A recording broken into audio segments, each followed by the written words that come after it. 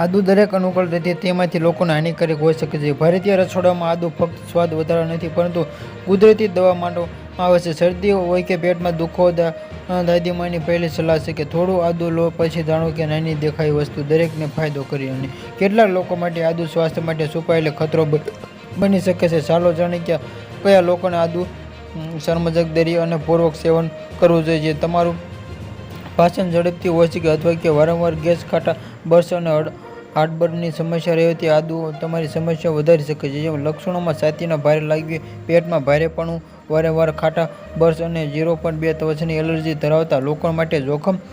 કેટલાક લોકોને ત્વચાનો ખૂબ જ સંવેદનશીલ હોય છે કે આદુ રહેતા કેટલાક તત્વો અને એલર્જી પ્રતિક્રિયાનું કારણ બની શકે છે. જે સંભાવના સમસ્યાઓ છે ફોલ્લીઓ, ખંજવાળ અથવા કે સોજો, બળતરા અથવા કે ત્વચાનું બળતરા. લોહી પાતળું કરનાર દવાઓ લેતા લોકો. જો તમે લોહીનું પાતળું કરનારી દવાઓમાં જે વોરફેરિન, સ્વીસ વગેરે જે રહ્યો છે કે આદુ રક્તમાં જોખમ અને આદુ સ્વરમાં માંદગી રાહત આપે છે પરંતુ ગર્ભાશયના ત્રીજા માસિકમાં ગાળામાં જે સેવન ગર્ભાશય સંકોચમાં વધારો કરી શકે છે. જેમાંથી આનાથી અંકાળે ડિલિવરી જોખમ વધી શકે છે. જે લો બ્લડ પ્રેશરમાંથી દર્દીઓને જે આમાંથી ઘટાડો જેમાંથી ધરાવતા લોકો ફાયદે જેમાંથી બ્લડ પ્રેશરમાંથી આંસુ અને જેમાંથી પરિણામો ચક્કર થાય જેમાંથી આ નબળો અનુભવ થાય છે જેમાંથી આ લોકોને જેમાંથી આવે છે.